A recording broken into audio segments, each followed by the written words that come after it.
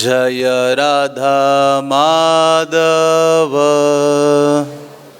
कुंज बिहारी जय राधा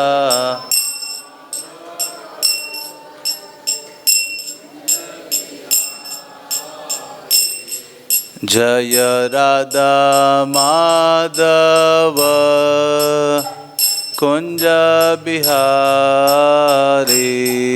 जय राधा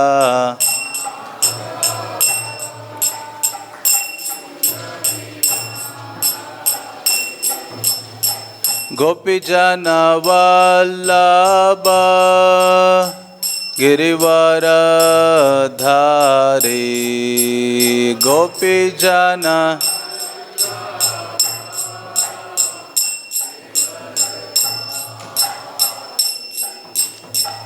गोपीजन वल्लभ गिरिवर धारी गोपीजन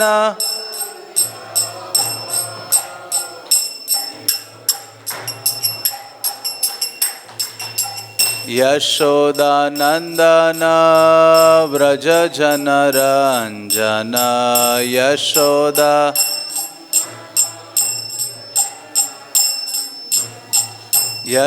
यशोदानंदन व्रज जनरंजन यशोदा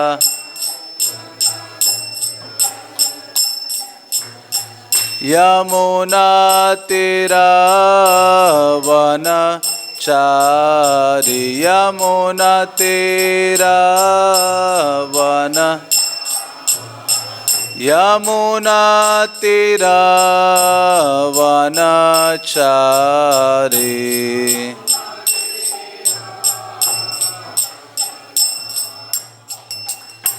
जय राधा माधव कुंज बिहारी जय राधा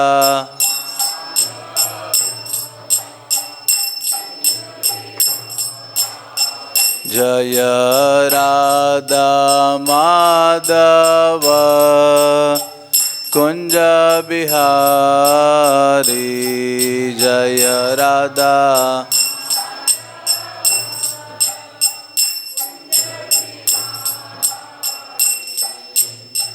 गोपीजन वल्लभ गिरिवर धारी गोपीजन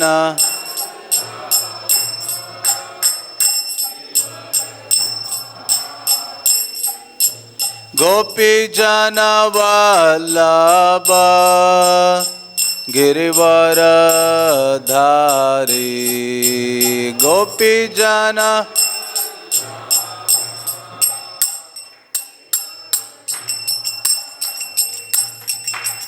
यशोदानंदन व्रज जनरंजन यशोदा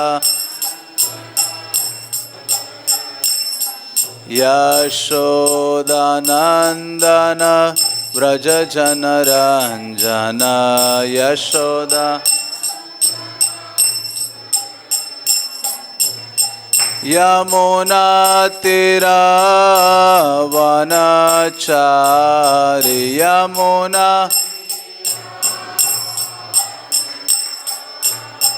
यमुना तीरावन चारि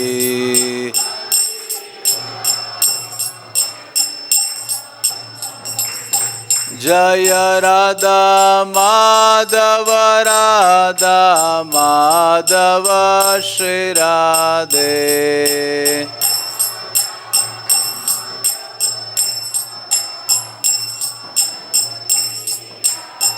जय गौरनिताय गौरनिताय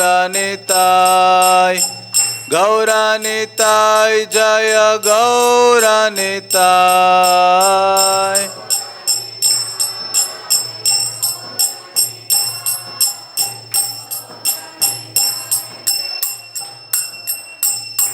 जय कृष्ण बलराम कृष्ण बलराम कृष्ण बलराम जय वृंदावन धाम।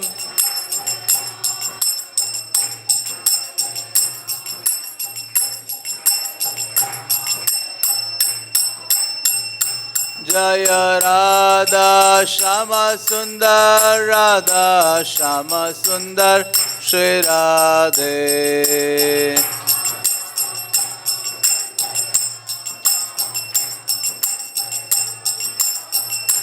प्रभुपाद प्रभुपाद प्रभुपाद श्रील प्रभुपाद।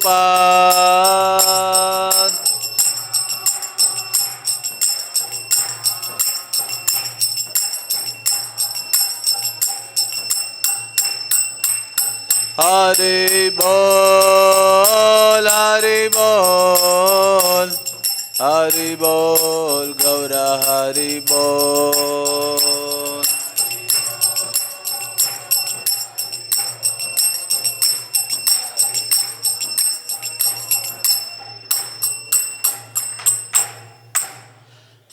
जय ओम विष्णुपाद परमहंस परिव्राजकाचार्य अष्टोत्तर शत Shri Shrimad his divine grace A C Bhakti Vedanta Swami Srila Prabhupada की। ISKCON BBT founder Acharya Srila Prabhupada की। श्री श्री कृष्ण बलराम की। समवेद गौर भक्त वृंद की। निताई गौर प्रेमानंदे।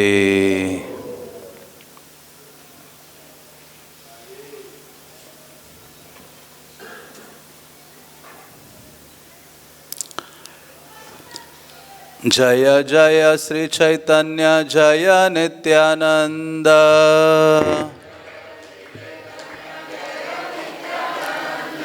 जय अद्वैत चंद्र जय गौर भक्त वृंद।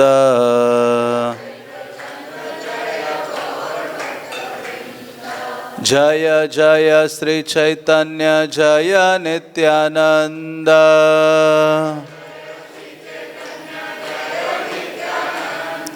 जय अद्वैत चंद्र जय गौर भक्त वृंद।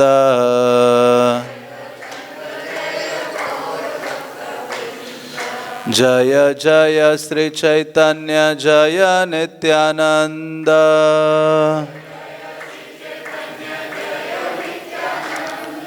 जय अद्वैत चंद्र जय गौर भक्त वृंद।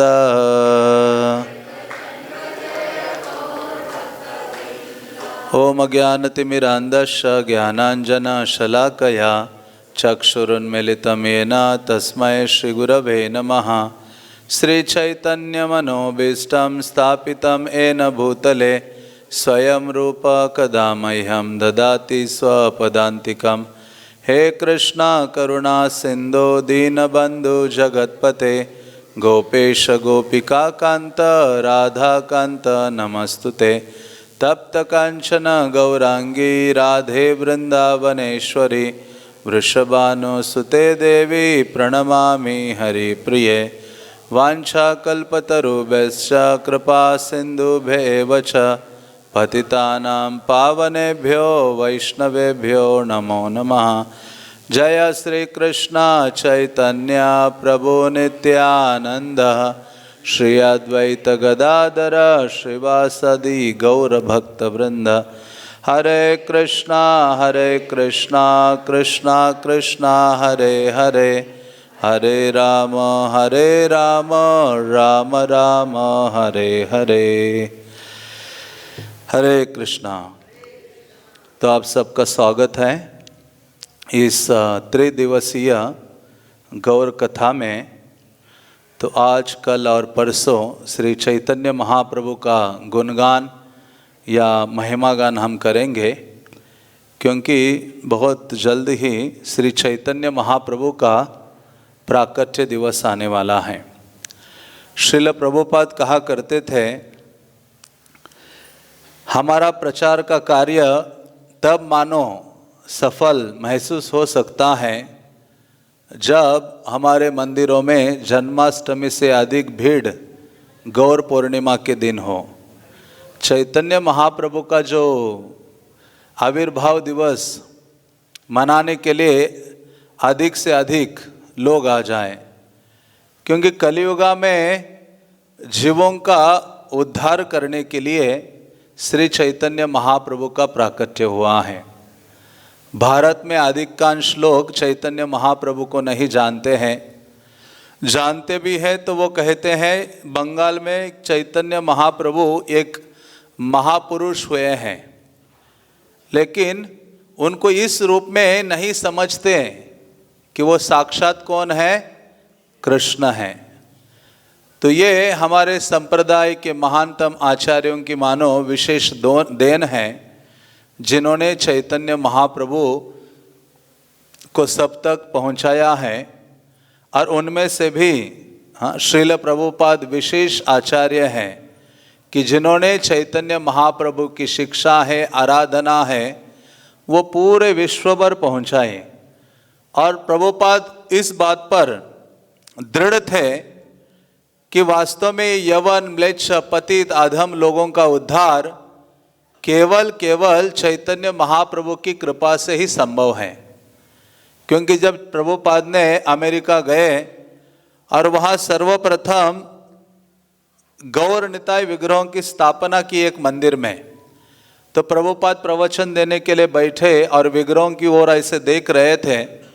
तो देखते हुए प्रभुपाद ने लोचनदास ठाकुर का जो गीत है वो गाना शुरू किया, और प्रभुपाद के शब्द थे, परम करुणा पहु दुई जन निताई गौर चंद्र, कि परम करुणा मतलब इससे अधिक करुणामय कोई नहीं है और ना हुआ है और मानो ना होगा। सब अवतार सार शिरोमणि केवल आनंद कंद। तो प्रभुपाद ने तो केवल ये शब्द बोले, परम करुणा पहु दुई जन, तो प्रभुपाद की आंखों से आंसुओं की धारा बहने लगी। ये केवल सोचकर ही कि चैतन्य महाप्रभु इतने अधिक दयालु हैं कि भारत भूमि को छोड़कर वो इस म्लेच्छ यवन देश में आए हैं और यहाँ उपस्थित हो गए हैं और सबसे आप सबका अपना दर्शन दे रहे हैं, नाम दे रहे हैं, उनसे सेवा स्वीकार कर रहे हैं। तो कितने दयालु हैं। इसलिए कृष्णदास कविराज कहते हैं, श्री कृष्ण चैतन्य दयार करह विचार, विचार करेले चित्ते पावे चमत्कार। आपको यदि चैतन्य महाप्रभु की दया के बारे में केवल सोचते रहोगे तो आप देखोगे कि कितनी अद्भुत है उनकी जो दया है। हाँ, तो इसलिए चैतन्य महाप्रभु को जानना बहुत अधिक महत्वपूर्ण है और दूसरों तक पहुंचाना, क्योंकि चैतन्य महाप्रभु की वो शिक्षाएं हैं जो अत्यधिक सरल है, जिन शिक्षाओं के माध्यम से कोई भी व्यक्ति सरलता से कृष्ण की अनन्य शरण स्वीकार कर सकता है। इसलिए चैतन्य महाप्रभु को उद्बोधक अवतार भी माना जाता है। मतलब कृष्ण आए और कृष्ण ने कहा, सर्वधर्मान परित्यज मामेकम शरणम व्रज, मेरी शरण करो, मेरा भक्त बनो, मुझे नमस्कार करो, मेरी पूजा करो, मुझे फल दो, पुष्प दो, पत्र दो, सब कुछ मुझे दो। हाँ, तो लेकिन लगता है क्या रे, लेकिन चैतन्य महाप्रभु क्या है, वो कृष्ण ही है, लेकिन बहुत सरल हो जाते। वही कृष्ण अत्यधिक सरल हो जाते हैं और सबको कृष्ण की सेवा में नियुक्त कराते हैं, कृष्ण के शरणागत बनाते हैं। इसी कारण से ये बहुत बहुत महत्वपूर्ण है कि इस आंदोलन में भक्तों को चैतन्य महाप्रभु के बारे में जानना चाहिए, चैतन्य महाप्रभु के बारे में चर्चा करनी चाहिए, सुनना चाहिए। क्योंकि चैतन्य महाप्रभु के बारे में जितना अधिक सुनोगे उतना ही आप अपने नज़दीक राधा कृष्ण को अनुभव करोगे। भक्ति विनोद ठाकुर कहा करते थे, भागवतम आदि ग्रंथों से पहले व्यक्ति को चैतन्य चरितामृत पढ़ना चाहिए, क्योंकि चैतन्य महाप्रभु की शिक्षा अत्युत्तम है। इसलिए श्रील प्रभुपाद ने श्रीमद् भागवतम का अनुवाद करना रोक दिया और कौन से ग्रंथ का अनुवाद करना शुरू किया, चैतन्य चरितामृत को। प्रभुपाद ने कहा, ये चैतन्य चरितामृत मैं आप सबको देना चाहता हूं, और चैतन्य चरितामृत वास्तव में वो अमृत है। तो ऐसे चैतन्य चरितामृत वो अमृतमय चरित्र है श्री चैतन्य महाप्रभु का, इतना विशेष है। एक बार भक्तगण अमेरिका में किसी कॉलेज के आगे स्वीट बांट रहे थे, प्रसादम। तो प्रभुपाद को रिपोर्ट किया, प्रभुपाद आए थे उनके मंदिर में, तो कहा प्रभुपाद हम यूथ प्रीचिंग करते हैं, वहाँ रस गुलाब जामुन आदि हम बांटते हैं, बंगाली स्वीट्स बांटते हैं वहाँ। तो प्रभुपाद कहते आप जानते हो सबसे बेस्ट बंगाली स्वीट कौन सा है? तो भक्त लोग ऐसे आश्चर्यचकित होते और जिज्ञासावक पूछते प्रभुपाद कौन सा है? प्रभुपाद ने कहा सबसे बेस्ट बंगाली स्वीट है चैतन्य चरितामृत। चैतन्य महाप्रभु का चरित्र इतना मधुरतम है, इतना मधुरतम है कि जिसको सुनने मात्र से पत्थर भी पिघल जाते हैं, हाँ, और लकड़ियां भी पिघल जाती हैं। नरोत्तम दास ठाकुर कहते हे प्रभु लेकिन मेरा हृदय देखो ये पिघल नहीं रहा है। इसलिए कपटता से रहित होकर केवल श्रवण करते रहेंगे ना महाप्रभु का चरित्र, तो निश्चित रूप से इस व्यक्ति के हृदय इतना विमल हो जाएगा और उसके आंखों से आंसुओं की धारा बहने लगेगी। ऐसे महाप्रभु है। और ऐसे कौन है दूसरे? नित्यानंद प्रभु है। अजानुलंबित भुजो कनकावदातो संकीर्तनैक पितरो कमलायताक्षो विश्वम्भरो द्विजवरो युग धर्म पालो वंदे जगत गुरो। तो इस प्रकार से ये दो महानतम प्रभुज हैं, चैतन्य महाप्रभु और नित्यानंद प्रभु, जो सारे जीवों को प्रेम दान करने के लिए आते हैं। तो इसी कारण से प्रभुपाद कहा करते थे कि मैं भागवतम का अनुवाद रोककर आपको चैतन्य चरितामृत प्रदान करना चाहता हूँ, क्योंकि चैतन्य का चरित्र बहुत विमल करने वाला है। और महाप्रभु का चरित्र क्या है? कृष्ण का चरित्र मानो हमसे बहुत दूर है। आसुरों को मार दिया, ये कर दिया, वो कर दिया द्वापर युग में।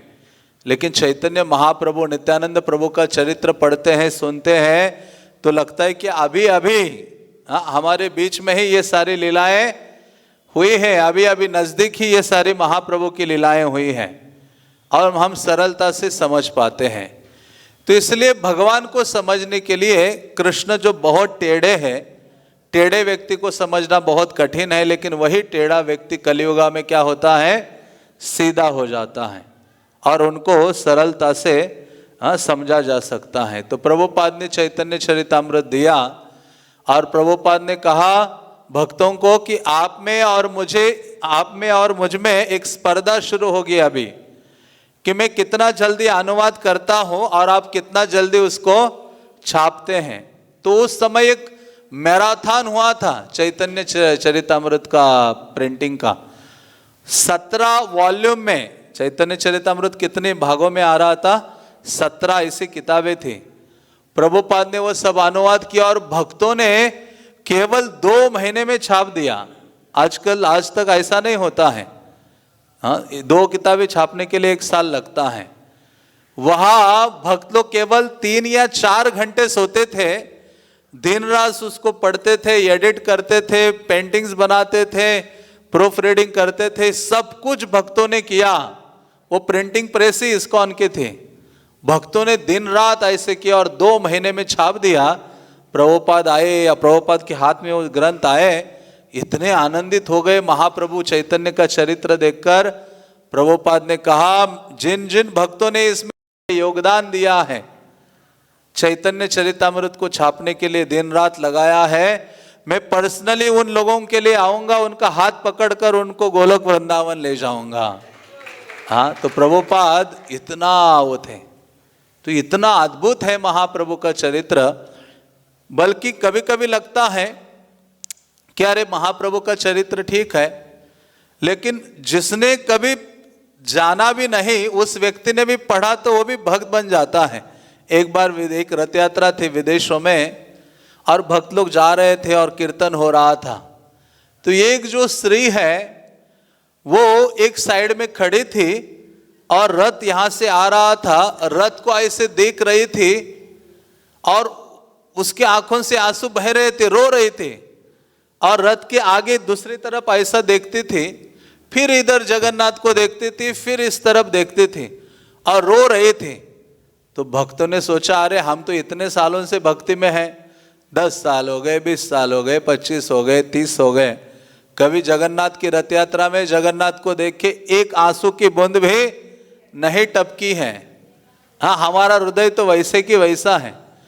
तो ये जो भक्त गए और उस माता जी को पूछा, क्या हो गया माता जी, आप क्यों रो रही हो? तो उन्होंने कहा कि मैं ये देख रही हूं, उधर जगन्नाथ को देख रही हूं, क्योंकि मैं एक प्रोफेसर हूं। उन्होंने कहा, अब वो भक्त नहीं थे, ना जप कर रहे थे, ना इस्कॉन को जानते थे, कुछ नहीं थे, लेकिन केवल उसको कौन सा ग्रंथ मिला था? चैतन्य चरितामृत। वो कह रहे थे, मैं प्रोफेसर हूं एक यूनिवर्सिटी में, और हमारे लाइब्रेरी में ये स्वामी भक्ति वेदांत का अनुवाद किया हुआ अंग्रेजी भाषा का ये चैतन्य चरितामृत था, वहां है, और मैंने उसमें से ये जो रथ यात्रा का भाग है ना, वो पढ़ा था। और वो पढ़ के जब यहां देख रही हूं, पहली बार मेरे आंखों के सामने वही दृश्य, वही आनंद, वही कीर्तन, वही जल्लोष। तो वो कहने लगी कि ऐसा जब मैं देख रही हूं, और लेकिन उधर तो जगन्नाथ भक्त लोग देख रहे हैं, लेकिन मैं और एक व्यक्ति को ढूंढ रही हूं जो गोरे कलर का है, जिसका वर्णन आया है, जो हाथ ऊपर करके नृत्य करते, वो मुझे दिखाई नहीं दे रहे हैं। इसमें मैं उनको मिस कर रही हूं, इसलिए मैं क्या हो रही हूं, रो रही हूं। वो किन को मिस कर रही थी वो माता जी? चैतन्य महाप्रभु को, क्योंकि रथ यात्रा का वर्णन उसने पढ़ा था कि रथ के आगे महाप्रभु नृत्य करते हैं और भाव विभोर होकर हाथ ऊपर करते हुए नाचते हैं। तो इस प्रकार से कहने का तात्पर्य है कि केवल चैतन्य चरितामृत महाप्रभु का चरित्र पढ़ने मात्र से ऐसा हो गया कि वो उनका हृदय क्या हो गया? कृष्ण के लिए रो पड़ी।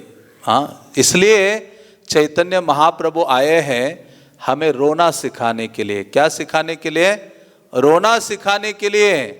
क्योंकि जब से हमने जन्म लिया है तब से रो ही रहे हैं, लेकिन कृष्ण के लिए नहीं, भौतिकता के लिए रो रहे हैं, भौतिक जीवन के लिए रो रहे हैं, भौतिक इंद्रियों की तृप्ति आदि के लिए रो रहे हैं। लेकिन चैतन्य महाप्रभु आते हैं और कहते हैं, जीव जागो, जीव जागो, गोरा चांद बोले। अरे कब तक पिशाची माया की गोद में सोते रहोगे? उठो उठो, जग जाओ, और जग कर क्या करो? कृष्ण को पुकारो। और जब व्यक्ति इस प्रकार से चैतन्य महाप्रभु का आश्रय लेता है तो वो निश्चित रूप से किसके लिए रोना सीख जाता है? कृष्ण के लिए। इसलिए भक्तिमय जीवन की ये परम सिद्धि है। नयनम गलदश्रुधारया वदनम गदगद रुद्धया गिरा, हाँ, पुलकैर निचितम वपु कदा तव नाम ग्रहणे भविष्यति। महाप्रभु कहते कि हे कृष्ण, कब वो मेरा दिन आएगा जब मैं आपका नाम लेने मात्र से मेरे आंखों से आंसू बहने लगेंगे। हाँ, आंसू से डब डबा जाए आंखें कृष्ण कहने मात्र से, हरे कृष्ण कहने मात्र से। हाँ, गदगद हो जाए, सारे विकार शरीर में आ जाए, उसको ये विमल हो जाता है जब भक्त, तब उसकी ये स्थिति होती है। भागवतम कहता है, जिसका हृदय पौलाद का बना हुआ है, ऐसे व्यक्ति के आंखों में आंसू नहीं आते भगवान के लिए। हाँ, क्योंकि उसके हृदय में अभी भी काम आदि संसार को भोगने की भावना है अत्यधिक। तो इस कारण से प्रभुपाद कहा करते थे कि महाप्रभु चैतन्य का चरित्र बहुत बहुत दिव्य है और उनका प्राकट्य भी साधारण नहीं है। और चैतन्य महाप्रभु कोई साधारण पुरुष नहीं है, महापुरुष आदि नहीं है कि अनेक अनेक भारत में महापुरुष हुए हैं, उनमें से एक चैतन्य महाप्रभु है, नहीं है। चैतन्य महाप्रभु कौन है? श्री कृष्ण चैतन्य, राधा कृष्ण नाही अन्य। चैतन्य महाप्रभु साक्षात राधा कृष्ण का मिलित तनु है। कई बार मंदिरों में लोग आते देखते, अरे ये वाले जो है उनको हम पहचानते हैं, वो कृष्ण बलराम को भी पहचानते हैं, लेकिन वो दूसरे जो हाथ खड़े किए हुए हैं वो लोग कौन है दो? तो उनको बोलना पड़ता है चैतन्य महाप्रभु नित्यानंद प्रभु है, कलियुगा के लिए आए हैं। और ये वास्तव में हमारी जिम्मेदारी है लोगों तक ये पहुंचाना, ये स्थापित करना कि श्री चैतन्य महाप्रभु आपके लिए आए हैं, चैतन्य महाप्रभु आपको ले जाने के लिए आए हैं।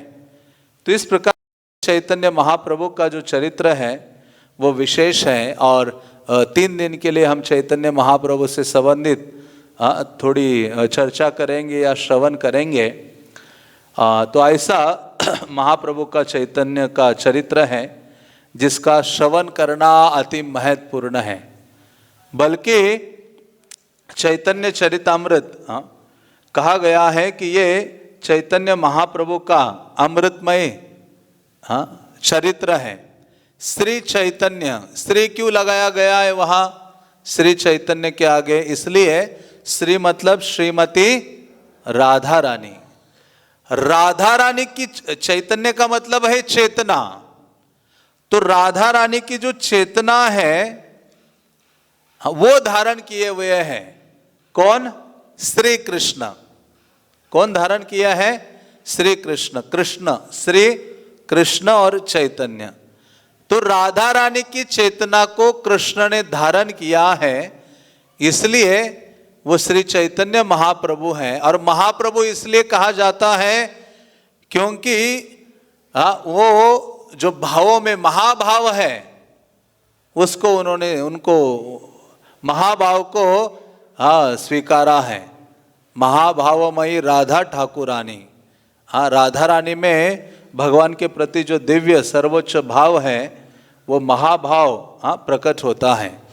तो गौरांग महाप्रभु की लीलाओं का वर्णन करना साधारण नहीं है। मानो जैसे चांद को कोई बौना व्यक्ति पकड़ने का प्रयास करता है या कोई अंधा व्यक्ति आकाश में तारे गिनने का प्रयास करता है। केवल श्री कृष्ण चैतन्य प्रसादेन, चैतन्य महाप्रभु की कृपा से ही कोई व्यक्ति चैतन्य महाप्रभु का जो दिव्य चरित्र है वो वर्णन कर सकता है। और उनसे भी जब नित्यानंद प्रभु चैतन्य महाप्रभु का गुणगान करने का सामर्थ्य किसमें है? नित्यानंद प्रभु है। तो ऐसे नित्यानंद प्रभु की कृपा से ही चैतन्य महाप्रभु का गुणगान किया जा सकता है। क्योंकि चैतन्य जितने भी आप ग्रंथ देखते हैं, चैतन्य भागवत भी देखते हैं, तो वृंदावन दास ठाकुर को आज्ञा करते हैं नित्यानंद प्रभु। नित्यानंद प्रभु के ही शिष्य हैं वृंदावन दास ठाकुर, जिन्होंने चैतन्य भागवत की रचना की थी। तो ऐसे नित्यानंद प्रभु की कृपा से ही उन्होंने महाप्रभु का गुणगान किया। और कृष्णदास कविराज ने जो चैतन्य चरितामृत लिखा है वहां भी हम देखते हैं नित्यानंद की असीम कृपा के कारण ही कृष्णदास कविराज चैतन्य महाप्रभु का जो चरित्र है वो लिखते हैं या प्रस्तुत कर पाते हैं। क्या तो केशव भारती ने जब चैतन्य महाप्रभु ने सन्यास लिया था तो उस समय केशव भारती जो उनके सन्यास गुरु थे उन्होंने उनका नामकरण किया था श्री कृष्ण चैतन्य। क्यों नामकरण किया था? तो कहते हैं जत जगते रत में कृष्ण बोलाइया, कराइला चैतन्य कीर्तन प्रकाशिया। कि जगत में जो जीव है उनके मुखों से आप क्या करोगे? कृष्ण बुलवाओगे। क्योंकि उनका पहले नाम निमाई, विश्वंबर, नवदीप चंद्र आदि था। जब सन्यास लिया तो सन्यास दंड दिया उनको चैतन्य महाप्रभु को। तो केशव भारती ने कहा, सुचार्य आपका नाम क्या दे? जैसे सन्यास के बाद नाम दिया जाता है। तो वो सोचने लगे, बल्कि महाप्रभु ने ही उनके कान में ये पहले मंत्र दिया था। और जब नाम केशव भारती ने दिया तो केशव भारती से पहले रुक गए कि क्या नाम दो इनको, क्योंकि ये तो सारे जगत के जीवों की कृष्ण चेतना जगाने वाले हैं। इसलिए उन्होंने क्या नाम दिया? श्री कृष्ण चैतन्य। एतेक तोमारा नाम श्री कृष्ण चैतन्य, सर्वलोक तोमा हैते जाते हैल धन्य। कि आज से तुम्हारा नाम श्री कृष्ण चैतन्य होगा, क्योंकि तुम ये जो जीव है जिनकी चेतना कृष्ण चेतना ढकी हुई है, उस कृष्ण चेतना को हृदय में जागृत करोगे, इसलिए आपका नाम श्री कृष्ण चैतन्य होगा। तो ये चैतन्य महाप्रभु का प्रमुख कार्य है। मानो जीवों के हृदय में जो सुप्त कृष्ण चेतना है उसको चैतन्य महाप्रभु जागृत करते हैं और सारे लोगों का धन्य करते हैं चैतन्य महाप्रभु। तो ऐसे राधा रानी की चेतना धारण करते हुए उनका जो चरित्र है जो बहुत अमृतमय है। तो चैतन्य महाप्रभु के ऊपर कई सारे ग्रंथ हैं, लेकिन 5 ग्रंथ प्रमुख हैं और उनमें से भी चैतन्य चरितामृत को सर्वोच्च माना जाता है। सबसे पहले मुरारी गुप्ता जो चैतन्य महाप्रभु के ही संगी थे, चैतन्य महाप्रभु के संग में कई लीलाएं हुई थी, उन्होंने सर्वप्रथम संस्कृत में ग्रंथ लिखा था चैतन्य चरिता महाकाव्य। उसके पश्चात कवि कर्णपुर, ये महाप्रभु के भी पार्षद थे, शिवानंद सेन के पुत्र थे, उन्होंने भी ग्रंथ लिखा था महाप्रभु के ऊपर चैतन्य चंद्रोदय नाटक। और फिर नित्यानंद प्रभु की आज्ञा से वृंदावन दास ठाकुर ने एक ग्रंथ की रचना की जो बहुत लीलाओं से भरा पड़ा है। इतनी अमृतमय लीलाएं मानो चैतन्य महाप्रभु की लीलाओं का खजाना है चैतन्य भागवत। जैसे श्रीमद् भागवतम है कृष्ण लीला का, उसी प्रकार से चैतन्य भागवत है जो चैतन्य की केवल लीलाओं से भरा हुआ है। और फिर लोचन दास ठाकुर ने ग्रंथ लिखा अपने गुरु नरहरि दास की आज्ञा से चैतन्य मंगल। और उसके पश्चात वो वृंदावन के वैष्णवों के हृदय में महाप्रभु की लीलाओं को सुनने की लालसा जागृत हो गई। उस लालसा को पूर्ण करने के लिए कृष्णदास कविराज ने ग्रंथ लिखा, कौन सा? चैतन्य चरितामृत की रचना की। तो इस प्रकार से चैतन्य महाप्रभु के ऊपर ये सारे असीम ग्रंथ हैं। चैतन्य भागवत पूर्ण लीलामय ग्रंथ है, लेकिन चैतन्य चरितामृत क्या है, उसमें बहुत सिद्धांत आदि भी हैं। तो जो चैतन्य महाप्रभु जिस चीज़ को देने के लिए आए हैं उस चीज़ को पूर्ण रूपेण चैतन्य चरितामृत में प्रस्तुत किया है। और ऐसा जो चैतन्य चरितामृत है श्रील प्रभुपाद ने हमें प्रदान किया है और हमें निश्चित रूप से अपना समय निकालकर चैतन्य महाप्रभु का ये चैतन्य चरितामृत है उसको पढ़ने का प्रयास करना चाहिए। तो चैतन्य चरितामृत में कहा गया है कौन व्यक्ति चैतन्य महाप्रभु की लीलाओं का गान कर सकता है, तो वो कहते हैं श्री कृष्ण चैतन्य लीला अद्भुत अनंत, ब्रह्मा शिव शेष जार नाही पाय अंत। तो चैतन्य महाप्रभु की लीला ऐसे नहीं कि बहुत थोड़ी है, कहते अनंत चैतन्य लीला। चैतन्य महाप्रभु की लीला अनंत है। अनंत शेष भी अपने मुखों से महाप्रभु का गुणगान करता रहता है तो भी उसको पूरा नहीं कर पाता है। महाप्रभु की और लीलाएं बढ़ती हैं, अनंत शेष और गाते रहते हैं। कहते ब्रह्मा शिव आदि शेष भी उसका अंत नहीं पा सकते। गंभीर चैतन्य लीला के बुझते पारे। चैतन्य की लीला बहुत गंभीर है, उसको कौन समझ सकता है, लेकिन एक व्यक्ति समझ सकता है। कौन व्यक्ति समझ सकता है महाप्रभु की लीलाओं को, तो वो कहते हैं निगूढ़ चैतन्य लीला बुझते कार शक्ति, सही बुझे गौर चंद्रे जार दृढ़ भक्ति।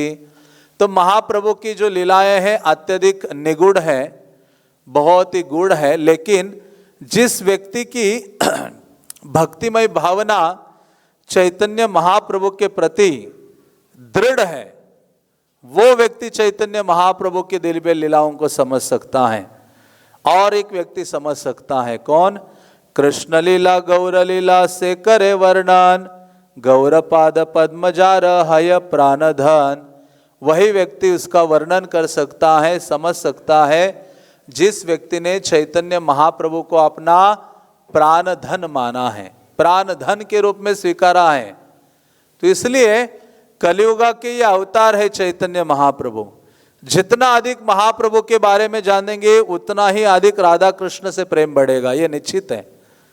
इसलिए भक्ति सिद्धांत सरस्वती कहा करते थे अत्यधिक महाप्रभु के बारे में जानो, महाप्रभु के बारे में सुनो। कोई भी एक नया भक्त भक्ति सिद्धांत सरस्वती महाराज के समय में आ जाता था उनके मठ में, तो वो क्या करते थे, उसको चैतन्य भागवत देते थे कि ये पहला बुक है, पढ़ो। जैसे हम छोटी किताबें देते हैं तो वो कहते थे ये पढ़ो, चैतन्य भागवत पढ़ो, महाप्रभु की लीलाओं का ग्रंथ है। तो कहते हैं जिस व्यक्ति ने अपने प्राणधन चैतन्य महाप्रभु को माना है और जिस व्यक्ति की भक्ति चैतन्य महाप्रभु के प्रति अत्यधिक दृढ़ है, वही व्यक्ति मानो चैतन्य महाप्रभु को समझ सकता है और वही व्यक्ति भक्ति रस का सार समझ सकता है। गौरांगेर दुटी पद जार धन संपद से जाने भक्ति रस सार। भगवत भक्ति का जो सार है वो महाप्रभु ने प्रस्तुत किया है और वो सार वही व्यक्ति जान सकता है जो व्यक्ति चैतन्य महाप्रभु के चरणों को पकड़ा हुआ है। गौरांगेर दुटी पद जार धन संपद, जिसने महाप्रभु के चरणों को पकड़ के रखा है, अपना धन बना लिया है। तो कहने का तात्पर्य है चैतन्य महाप्रभु के प्रति दृढ़ अनुराग या चैतन्य महाप्रभु को अपना प्राण धन माना। ऐसे महाप्रभु के लीलाओं में कितने सारे भक्त थे जो चैतन्य महाप्रभु से अलग नहीं होना चाहते थे, केवल जीवित ही थे चैतन्य महाप्रभु को आनंद देने के लिए। उनमें से एक थे श्रीवास ठाकुर। कौन थे? श्रीवास ठाकुर। हम सुनते हैं ना पंचतत्वा में, श्री कृष्ण चैतन्य प्रभु नित्यानंद श्री अद्वैत गदाधर श्रीवास आदि गौर भक्त वृंद। जो श्रीवास ठाकुर है वो चैतन्य महाप्रभु के अति प्रिय है। जिस प्रकार से कृष्ण ने जन्म लिया मथुरा में, लेकिन उनकी अत्यधिक लीलाएं गोकुल में हुई, वृंदावन में हुई, उसी प्रकार से जो चैतन्य महाप्रभु है वो योगपीठ या सची माता और जगन्नाथ मिश्र के ग्रह में प्रकट हो गए, लेकिन उनकी सारी ज्यादातर लीला कहाँ हुई है? श्रीवास ठाकुर के आंगन में। हाँ, तो ये श्रीवास ठाकुर का आंगन, जो श्रीवास ठाकुर महान भक्त थे महाप्रभु के, उनका आंगन रास क्रीड़ा से अभिन्न है, रास स्थली से। जिस प्रकार से कृष्णा गोपियों के संग में नृत्य करते थे, रास क्रीड़ा, रास लीला, उसी प्रकार से ये कीर्तन लीला चैतन्य महाप्रभु करते थे। कहा? श्रीवास ठाकुर के आंगन में। प्रतिदिन चैतन्य महाप्रभु वहां नृत्य गीत आदि करते थे और श्रीवास ठाकुर का इतना अनुराग था चैतन्य महाप्रभु के लिए, सदैव महाप्रभु को प्रसन्न करना चाहते थे। तो जब चैतन्य महाप्रभु उनके घर में नृत्य कर रहे थे भक्तों के समेत एक दिन पूरे रात्रि के लिए, तो अचानक ही श्रीवास ठाकुर ने अपने घर में क्रंदन की ध्वनि सुनी। हाँ, घर में सब स्त्रियां रो रही थी। हाँ, क्यों? क्योंकि उनका एक में वो पुत्र था जो किसी व्याधि के कारण मृत्यु को प्राप्त हुआ था। और ये श्रीवास ठाकुर गए, स्त्रियों को कहा कि आप शांत हो जाइए, सांत्वना देने लगे। और श्रीवास ठाकुर कहते कि आप महिमा को नहीं जानते हैं, कृष्ण की महिमा, आप रुक जाइए। अरे, कृष्ण का एक नाम सुनने मात्र से व्यक्ति भगवान के धाम को प्राप्त कर लेता है। और वही जो कृष्ण है आपके घर में नृत्य कर रहे हैं और ऐसे नृत्य में आपका जो पुत्र है वो परलोक को प्राप्त हुआ है। तो ये हमें सुखी होना चाहिए, हमारा महानतम भाग्य समझना चाहिए कि चैतन्य महाप्रभु नृत्य करते हुए हमारा जो पुत्र है इस संसार को छोड़कर गया है। लेकिन फिर भी स्त्रियां होती हैं, वो रोना बंद नहीं कर रहे थे। और फिर श्रीवास ठाकुर कहते हैं उनको, यदि आप रोना नहीं बंद करोगे, क्योंकि आप रोती रहोगी तो वहां चैतन्य महाप्रभु को पता चलेगा। घर के दूसरे भाग में महाप्रभु भक्तों के समेत जोर से कीर्तन नृत्य कर रहे थे और यहाँ ये घटना घटी थी। तो उस समय श्रीवास ठाकुर उन स्त्रियों को कहते हैं, कलरव सुनि यदि प्रभु भय पाए, तबे आजी गंगा प्रवेश मु सर्वथाय। यदि चैतन्य महाप्रभु को ये बात पता चल जाए आपके क्रंदन से, तो मैं तुरंत जाकर गंगा में अपना प्राण त्याग दूंगा, गंगा में प्रवेश कर दूंगा। तो इस प्रकार से श्रीवास ठाकुर ने उनको बोला, तो सारी स्त्रियां शांत हो जाती हैं और श्रीवास ठाकुर संकीर्तन में जाते हैं, महाप्रभु नाचने लगते हैं, उत्साह बढ़ता है और कुछ समय के पश्चात ये कीर्तन समाप्त होने लगता है। जैसे समाप्त होता है सब लोग दुखी हो जाते हैं। तो चैतन्य महाप्रभु ने कहा, अरे आप आज लोग सब लोग दुखी क्यों हैं?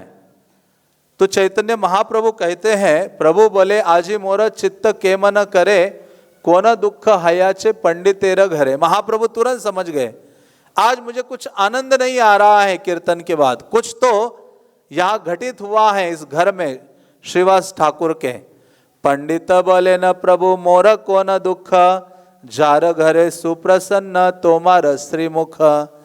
हाँ, वो कहते हैं, श्रीवास ठाकुर कहते हैं कि हे प्रभु, मेरे घर में क्या दुख हो सकता है? जिस घर में आपका प्रसन्न श्रीमुख विराजमान हो वहां दुख क्या है? तो उस समय भक्तों से रहा नहीं गया। चैतन्य महाप्रभु को कहा कि आज रात्रि में श्रीवास ठाकुर का जो पुत्र है उन्होंने देह त्याग किया है और आपके नृत्य कीर्तन आदि में बाधा ना हो इसलिए भक्तों ने आपको बताया नहीं है। हाँ, तो ये सोच सुनकर चैतन्य महाप्रभु जोर से गोविंद गोविंद कहने लगते हैं और महाप्रभु फिर बोलते हैं कि अरे मैं ऐसे भक्तों का संग कैसे छोड़कर चला जाऊंगा। महाप्रभु रोने लगते हैं क्योंकि महाप्रभु उन दिनों सोच रहे थे कि मुझे सन्यास लेकर नवद्वीप मायापुर को छोड़कर चले जाना है। तो लेकिन देखा कि मुझे इतना प्रेम करने वाले भक्त हैं मेरे प्रति कि जिनके घर में पुत्र का भी देहांत हो गया तो भी उनको परवाह नहीं है, वो केवल मेरा सुख चाहते हैं। ये बहुत बड़ी दृढ़ भक्ति है। मानो चैतन्य महाप्रभु को ही अपना प्राण उन्होंने स्वीकारा है। तो ऐसे श्रीवास ठाकुर की ये जो बात है चैतन्य महाप्रभु को पता चले कि उनके पुत्र ने देह त्याग किया है, तो चैतन्य महाप्रभु सोचने लगे कि पुत्र शोक से बढ़कर, पुत्र प्रेम से बढ़कर मुझ में इनका अत्यधिक प्रेम है, चैतन्य महाप्रभु से अधिक प्रेम है। तो कहते कैसे मैं उनको छोड़कर चला जाऊंगा। तो ये सोचकर चैतन्य महाप्रभु रोने लगते हैं और सोचते कि मैं कैसे सन्यास ग्रहण करूं आगे चलकर। तो उस समय चैतन्य महाप्रभु उस बालक के पास जाते हैं और बालक के पास जाकर तुरंत उसके ऊपर हाथ रख के कहते, अरे तुम कहाँ जा रहे हो? वो बालक तो मर गया था। चैतन्य महाप्रभु कहते कहाँ जा रहे हो? कहते बालक खड़ा हो जाता है, जग जाता है, कहते हैं जहां आपकी इच्छा है ना वहां मैं जा रहा हूं। वो कहता है मैं एक साधारण जीव हूं प्रभु, आपकी इच्छा के बिना मेरा इस संसार में आना और जाना आपकी इच्छा से बिना सही नहीं है। तो आपकी इच्छा पर ही मेरा आना और जाना निर्भर है। इस प्रकार से वो कहने लगा और वो कहने लगा कि जितना मेरे भाग्य में ये तय था कितना समय मुझे जीवित रहना है उतना मैंने शरीर में जीवित रहा हूँ। हाँ, तो इस संसार में कई बार हम बहुत अधिक प्रयास करते हैं सुख की खोज करने में, शांति की खोज करने में, लेकिन सामने नजदीक हमारा मृत्यु आ रहा है उसको भूल जाते हैं और सदैव प्रयास करते हैं मृत्यु से कैसे दूर रहा जाए। लेकिन वास्तव में मृत्यु तो निश्चित है और किसी ना किसी प्रकार से मृत्यु हमारे नजदीक आ रही है, लेकिन हमारा कर्तव्य क्या बनता है कि उस मृत्यु की मैं कितनी तैयारी कर रहा हूं। श्रील प्रभुपाद कहा करते थे कि मृत्यु की तैयारी यही है, अंते नारायण स्मृति। अंत काल में भगवान का स्मरण हो जाए यही मृत्यु की तैयारी है। तो उन्होंने कहा उस बालक के कि जितना मेरा उपभोग था इस शरीर आदि में रहने का उतना तो मैं रहा, अभी मुझे जाने का समय आ गया है और केवल हे प्रभु एक कृपा करे कि मैं किसी भी शरीर में चला जाऊं मैं कभी आपके चरणों को ना भूलूं। ऐसा वो छोटा सा बालक चैतन्य महाप्रभु को बोला। और वो जैसे जगह वो कहते कौन से माता पिता, कौन माता कौन पिता, इस संसार में कितने माता पिता बने, कितने माता पिता देखे, कितने गांव देखे, कितने शहर देखे। हाँ, वो कहने लगा कि ये जीवन शाश्वत नहीं है। तो ऐसे कई सारी चीज़ें उन्होंने कही और चैतन्य महाप्रभु ने जब उसको जगाया था तो सब लोग आश्चर्यचकित हो गए। और फिर वो बालक फिर से शांत हुआ और चैतन्य महाप्रभु के चरणों में वो जो भक्त हैं श्रीवास ठाकुर और उनके भाई जाकर चैतन्य महाप्रभु के चरण पकड़े और चरण पकड़कर चैतन्य महाप्रभु को कहा, चैतन्य महाप्रभु के चरणों में गिरे और उनको कहा, जन्म जन्म तुम्ही पिता माता पुत्र प्रभु, तुम्हारा चरण जेन नापा सरी कभू। तो उन्होंने कहा कि हे प्रभु, जन्मों जन्म आप ही हमारे माता पिता पुत्र आदि हो और आप हम पर ऐसी कृपा कीजिए कि हम कदापि आपके चरणों को भूले ना। जेकाने से खाने प्रभु केने जन्म न है, तुम्हारा चरण जे न प्रेम भक्ति रहे। तो उन्होंने कहा श्रीवास ठाकुर ने कि हे प्रभु, जहाँ कहीं भी हम जन्म ग्रहण करें, कभी भी आपके चरणों को हम भूले ना। तो सब ये सुनकर सभी भक्त लोग रोने लगते हैं और चैतन्य महाप्रभु कहते हैं कि हे श्रीवास, कि मैं सदैव नित्यानंद प्रभु और मैं सदैव आपके पुत्र के रूप में शाश्वत रूप से आपके नजदीक रहूंगा। आमी नित्यानंद दुई नंदन तोमार, चित्ते तुम्हें व्यथा किछु ना भावियार।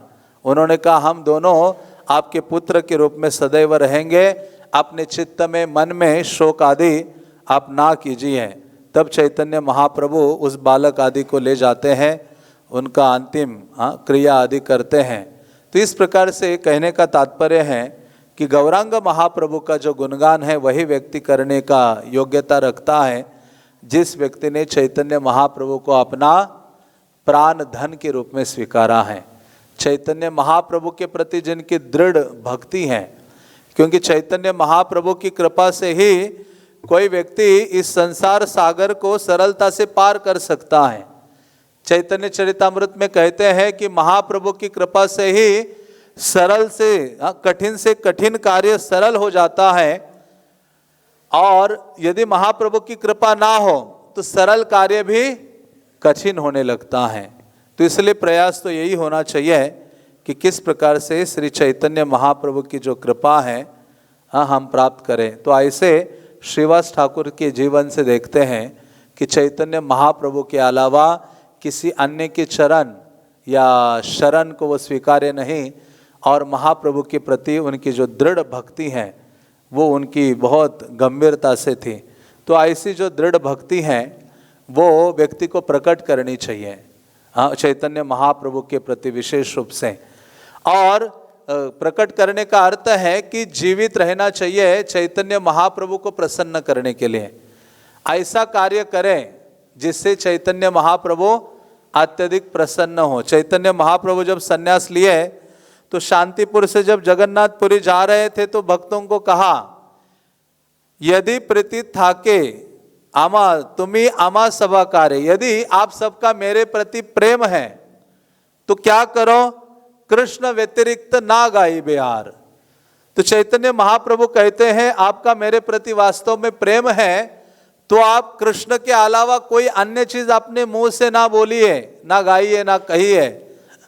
तो महाप्रभु चाहते थे कि सदैव जो जीव है केवल कृष्ण का गुणगान करे, केवल कृष्ण की महिमा वर्णन करे और कृष्ण के नामों का उच्चारण करे। हरे कृष्णा कृष्णा कृष्णा हरे हरे, हरे राम राम राम हरे हरे। तो ऐसी चैतन्य महाप्रभु की कई सारी लीलाएं हैं, क्योंकि चैतन्य महाप्रभु अपने आचरण से शिक्षा प्रदान करने के लिए आए हैं। क्योंकि भगवान कृष्ण जब इस जगत से चले गए, भगवत गीता का इतना सुंदरतम उपदेश दिया और भगवत गीता के अंत में कहा, सर्वधर्मान परित्यज्य मामेकम शरणम व्रज, मेरी एकमात्र शरण ग्रहण करो। और भगवान द्वापर में अंत में चले गए और भगवान वहाँ गोलोक वृंदावन में सोच रहे हैं, अरे मैंने इतना सुंदरतम लेक्चर दिया भगवत गीता का, बोला मेरी शरण ग्रहण करो सब पापों से मुक्त करूंगा, लेकिन अभी कलयुग शुरू होके 5000 साल हो गए गीता बोलकर, तो अभी कोई व्यक्ति मेरी शरण नहीं ग्रहण कर रहा है। तब कृष्ण सोचने लगे कि मुझे क्या करना होगा, जाना होगा इस संसार में और जाकर सबको ये सिखाना होगा अपने आचरण से कि कैसे भगवान कृष्ण की शरण ग्रहण की जाती है।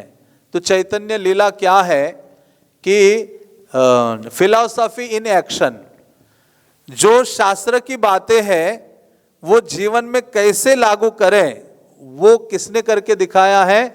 चैतन्य महाप्रभु ने दिखाया है। इसलिए कृष्णदास कविराज कहते हैं कि आपनी आचरे प्रभु सिखाए सबारे, कि अपने आचरण से चैतन्य महाप्रभु सबको शिक्षा देने के लिए वही कृष्ण चैतन्य महाप्रभु के रूप में आते हैं। तो इस प्रकार से जो गौर लीला है वो कृष्ण लीला का परिशिष्ट है। पुस्तक के अंत में आप देखते हो परिशिष्ट, तो उसी प्रकार से कृष्ण लीला का ही एक भाग है। कृष्ण लीला मानो तभी पूर्ण होती है जब उसके साथ क्या होता है? गौर लीला होती है।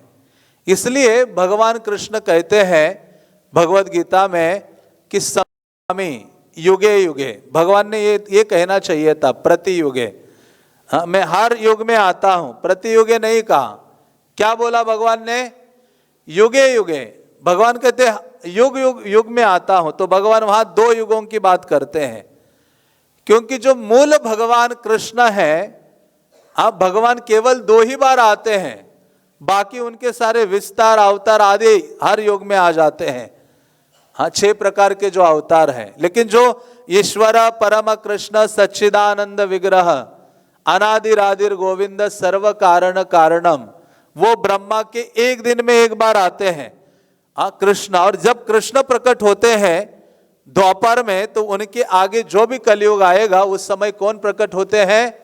चैतन्य महाप्रभु। तो इसलिए गीता में भी भगवान ने, मानो हमारे आचार्यगण कह रहे हैं, भगवान ने वहां ये मैसेज दिया है कि मैं 2 ही बार आता हूं अपने मूल रूप में। एक बार आता हूं द्वापर में और उसके बाद तुरंत आता हूं श्री चैतन्य महाप्रभु के रूप में, मिलित तनु के रूप में आता हूं। तो इसलिए गौर लीला और कृष्ण लीला में कोई अंतर नहीं है। कृष्ण लीला और गौर लीला में गौर तत्व और कृष्ण तत्व क्या है? दोनों एक ही है। तो कृष्ण लीला जो ब्रज में होती है, उस ब्रज लीला में भगवान के 2 रूप प्रकट होते हैं। एक होता है स्वयं रूप रसराज कृष्ण, स्वयं भगवान रसों के आगार परम भगवान कृष्ण होते हैं, और दूसरा होता है मदनख्य महाभावमयी श्रीमती राधा रानी। राधा रानी उनके साथ होती है। लेकिन गौर लीला में क्या हो जाता है?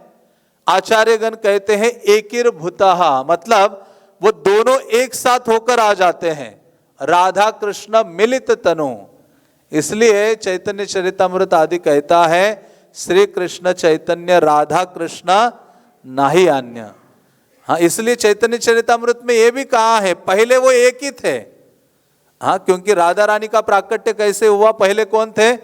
एक ही थे, लेकिन लीला करने के लिए 2 हो गए, और फिर से और दया का विस्तार करने के लिए फिर से एक हो जाते हैं। क्योंकि भगवान जब आध्यात्मिक जगत में रास मंडल में थे और वहां पुष्प को देखा, तो भगवान की इच्छा हो गई उसको ग्रहण करने की।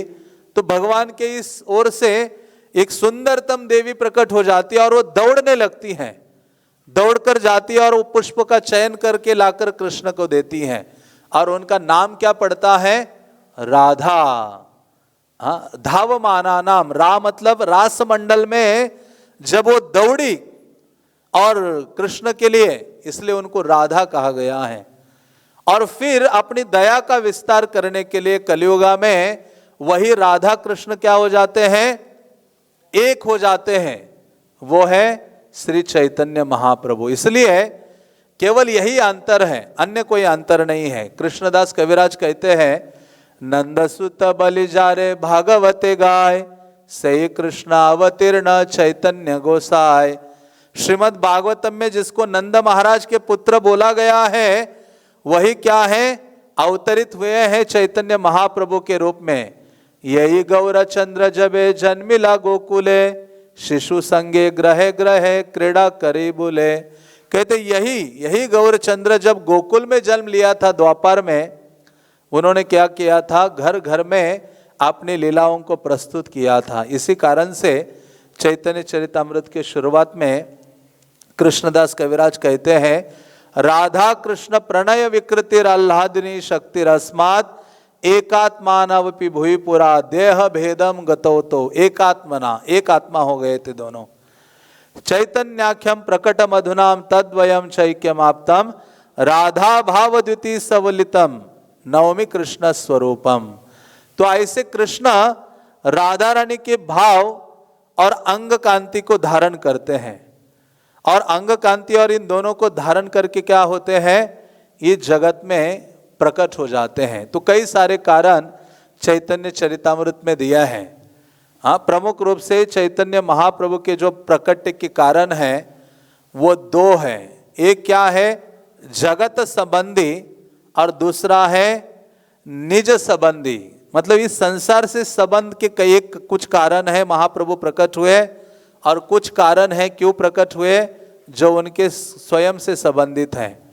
तो चैतन्य मंगल में बहुत सुंदरतम वर्णन आता है चैतन्य महाप्रभु के प्राकट्य के बारे में, कि क्यों, क्या ऐसी घटना हुई थी जिसके कारण कृष्ण को चैतन्य महाप्रभु के रूप में आने के लिए वो तत्पर हो गए। क्यों कृष्ण चैतन्य महाप्रभु के रूप में प्रकट हो गए। तो चैतन्य मंगल में लोचन दास ठाकुर ने वो लीला का वर्णन किया है, आपने सुना होगा, क्योंकि वहां चैतन्य मंगल में दो आचार्यों का संवाद है। एक है मुरारी गुप्त और दूसरे हैं दामोदर पंडित। तो जो मुरारी गुप्त है वो दामोदर पंडित पूछते हैं उनको, वो कहते हैं, केने श्याम वर्ण तेजी हैल गौर तनु केनेवा कीर्तने लुटे गाये लय रेनु। तो कहते हैं कि क्यों कृष्ण ने अपना श्याम वर्ण छोड़ा और क्यों गौर वर्ण धारण किया, लोटपोट होने लगे और कीर्तन करने लगे, और अपना नागर ब्रज का वेश छोड़कर क्यों उन्होंने सन्यास वेश धारण किया, और क्यों पूरे देश देश में भ्रमण कर रहे नाम संकीर्तन करते हुए। वही कृष्ण, और वही कृष्ण केने कांदे राधा राधा गोविंद बोलिया घरे घरे फिरे के न प्रेम प्रचारिया। वो कहते ये कृष्ण को क्या हो गया, वही कृष्ण राधा राधा गोविंद गोविंद बोलते हुए घर घर में जा रहे हैं और उनको कृष्ण प्रेम दे रहे हैं। हाँ, क्यों क्यों ऐसा हुआ कृष्ण के साथ, क्यों वो चैतन्य महाप्रभु के रूप में आए। तो उस समय वो एक लीला का सुनाते हैं। वो कहते हैं कि एक बार जो नारद मुनि है, जब ये कलयुग शुरू हुआ तो नारद मुनि कली के प्रभाव को देख रहे थे, और कली के प्रभाव को देखकर उन्होंने देखा कि कली रूपी सर्प सारे जगत के जीवों को निगल रहा है, और उन्होंने देखा कि धर्म पूर्ण रूपे न मानो खत्म हो रहा है। नारद मुनि सोचने लगे कृष्ण प्रकट होंगे तभी धर्म की स्थापना होगी, अन्यथा कोई धर्म की स्थापना नहीं होगी, सब जगह अधर्म फैलेगा। तब नारद मुनि ने ये व्रत लिया, नारद मुनि ने प्रतिज्ञा ली। क्या प्रतिज्ञा ली? नारद मुनि कहते हैं, यदि कृष्णदास मोई हऊ सर्वथाय कलिते आने बतबे प्रभु यदुराय। यदि मैं सही में कृष्णदास हो तो मैं क्या करूंगा, कृष्ण को प्रकट करूंगा, कराऊंगा कलियुगा में। तो ऐसा वो सोच रहे थे, और ये सोचते हुए वो गए द्वारका के लिए जाते हैं। जब द्वारका गए तो कृष्ण को अलग अलग महलों में उन्होंने देखा, और उन्होंने देखा कि रुक्मिणी के महल में सुबह सुबह कृष्ण का आगमन हो रहा है। पहले सत्यभामा के महल में थे, वहां से कृष्ण अभी रुक्मिणी के महल में आ रहे थे। तो रुक्मिणी ने पूरी सारी व्यवस्था कर दी, भगवान के स्वागत के लिए जल पात्र है, फ्लावर्स बिछा दिए, सब जगह सुगंधित द्रव्य छिड़काए, और इतनी सज धज के तैयार थी। और जैसे कृष्ण आए, और कृष्ण आते हैं, कृष्ण को एक सुंदरतम आसन पर रुक्मिणी देवी बिठाती है और उनके चरण को लेती है अपने हाथ में। जैसे ही रुक्मिणी माता कृष्ण के चरण कमलों को अपने हाथ में लेती है और प्रक्षालन करने के लिए तैयार होती है, तो चरणों को देखकर उनका रोदन, उनकी आंखों से आंसू रोके नहीं जाते। इतने आंसू बहने लगते मानो अभी वो प्रक्षालन करने वाली थी जल से, लेकिन कृष्ण के जो चरण है उनके आंखों से ही उनका अभिषेक हो रहा था और गदगद हो रहे थी, क्रंदन कर रहे थे। तो और बारंबार कृष्ण के चरणों को लेकर अपने वक्षस्थल में लगा रही थी रुक्मिणी देवी। और ये देखकर कृष्ण ऐसे बैठे थे ना, रुक्मिणी को देखकर आश्चर्यचकित हो गए। रुक्मिणी, क्या हो गया तुम्हें? मेरे चरणों में क्या है चीज? चरणों को बारंबार देख रही हो, वक्षस्थल में लगा रही हो, रो रही हो, क्या हो गया तुम्हें? हाँ, तो ये जब बोल रहे थे तो रुक्मिणी देवी कहती है कि हे कृष्ण, आपके जो चरण है ना, वो प्राण से भी अत्यधिक प्रिय है हमें। हमें नहीं, जो भी भक्त है उन सबको आपके चरण क्या है? सर्वाधिक प्रिय है। हाँ, इसलिए तो चरणों के लिए सब लोग संसार छोड़ देते हैं, है ना। बड़े बड़े भोग आदि को, धन आदि को त्याग कर कृष्ण के चरणों की सेवा के लिए दौड़ते हैं। भरत महाराज का वर्णन भागवतम में आता है। वहां शुकदेव गोस्वामी कहते हैं कि उन्होंने अपना संसार मलवत त्याग दिया। जैसे मल को त्यागता है व्यक्ति सुबह, तो सोचता नहीं कि अरे बहुत बड़ी चीज मैंने त्याग के आया हूं। तो सारे संसार के उपभोग ऐश्वर्य आदि को मलवत त्याग देता है व्यक्ति। हाँ, किसके लिए? कृष्ण के चरणों की सेवा करने के लिए। तो ये चरणों में क्या ऐसी चीज है? हाँ, तो वो कहने लगे, रुक्मिणी देवी कहती है कि आपके जो चरण कमल है, जिसकी सेवा करने के लिए ब्रह्मा जी शिव जी भी अत्यधिक लालायित रहते हैं, और ये जो चरण है, हाँ, ये बहुत बहुत मूल्यवान है। हाँ, आप ये नहीं जान सकते, आप उन व्यक्ति का हृदय नहीं जान सकते जो आपके चरणों से प्रेम रखते हैं। रुक्मिणी का कहने का तात्पर्य है, आप अपने भक्तों के हृदय को नहीं समझ सकते। आप सर्वज्ञ हो सकते हो, हाँ, भगवान सर्वज्ञ है, लेकिन एक चीज भगवान नहीं जानते। क्या नहीं जानते? भक्त के हृदय में क्या चल रहा है, भक्त के हृदय का क्या आनंद है, उसको नहीं जानते हैं। इसलिए ये पहली बार ऐसा हुआ था कि उन्होंने ये पहली बार ये चीज सुनी थी कृष्ण ने। और जैसे ये सुना पहली बार, तो कृष्ण कहते और बोलो क्या है ये चीज? हाँ, तो रुक्मिणी देवी कहती हैं कि आपके समझ से परे हैं। आपको क्या करना पड़ेगा? आपको राधा रानी के हृदय को अपने हृदय में डालना पड़ेगा। वो कहती है, यदि राधा भाव हृदय कर आरोपण, तबे से जानिब निज प्रेमार लक्षण। तो वो कहती है रुक्मिणी देवी, यदि आप राधा रानी के भाव को अपने हृदय में डालोगे, तभी आप ये जो प्रेम का लक्षण है आपके प्रति, तभी आप समझ सकते हो। ये सुनते ही कृष्ण आश्चर्यचकित हो जाते हैं और कृष्ण कहते, मैं आपकी ओर खींचते हुए जा रहा हूं, कृपया आप मुझे क्या करो, और बताओ। तो आचार्यगण कहते हैं कि यह है कृष्ण के हृदय में ये लालसा जागृत हो गई। हाँ, कृष्ण के हृदय में ये लालसा ये लोभ आ गया कि मुझे किसका हृदय समझना है? राधा रानी का हृदय समझना है। मुझसे जो प्रेम करते हैं, हाँ, वो समझना है। इसलिए भगवान, हाँ, उनकी इच्छाओं का वर्णन किया गया है कि उनकी 3 प्रकार की जो इच्छा है, 3 प्रकार का जो लोभ है, हाँ, उनके हृदय में जागृत हो जाता है। तो चैतन्य चरितामृत में ये बहुत सैद्धांतिक चीज़ है, लेकिन अच्छा है कि हम उसे सुने, जिसके द्वारा चैतन्य महाप्रभु का जो तत्व है, चैतन्य महाप्रभु के प्रति हमारा दृढ़ अनुराग होता है। कृष्णदास कविराज कहते हैं, सिद्धांत बलिया चित्ते ना कर आलस। सिद्धांत को समझने के लिए आलसी नहीं होना चाहिए। जहाँ लागे कृष्ण रस सदृढ़ मानस। जब इन सब चीज़ों को सुनते हैं, समझते हैं, तो कृष्ण के प्रति हमारा मन क्या होता है? दृढ़ हो जाता है, हम सहजिया नहीं बनते हैं।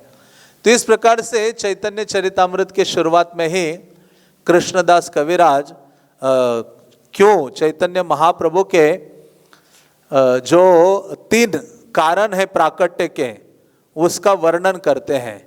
और वर्णन करते हुए वो कहते हैं कि चैतन्य महाप्रभु के इस जगत में आने के 3 प्रमुख कारण हैं, जिसको अंतरंग कारण कहा जाता है, अंदर की बात। लेकिन और ऐसे 3 कारण हैं जिसको बहिरंगा कारण कहा जाता है। और वो बहिरंगा कारण क्या है कि चैतन्य महाप्रभु कृष्ण प्रेम का वितरण करना चाह रहे थे। और दूसरा, अद्वैताचार्य ने जब उनको पुकारा, जिस पुकार को सुनकर चैतन्य महाप्रभु प्रकट होने के लिए तत्पर हो जाते हैं।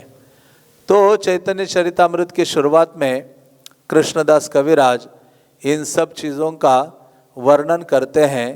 और वर्णन करने के पूर्व पहले हमें ये समझाते हैं कि कृष्ण का इस संसार में आने के क्या कारण थे, क्यों कृष्ण इस जगत में आते हैं। तो वो कहते हैं कि कृष्ण का इस जगत में आने के भी 2 प्रकार के कारण हैं, एक है अंतरंग और दूसरा है बहिरंग है। कृष्ण आने का बहिरंग कारण क्या है? पृथ्वी का भार हरण करने के लिए आ रहे थे। बल्कि भगवान कृष्ण को कोई जरूरत नहीं है पृथ्वी का भार कम करने के लिए आने की, क्योंकि वो कार्य तो विष्णु का है जो इस पृथ्वी का भार आदि को संभालते हैं।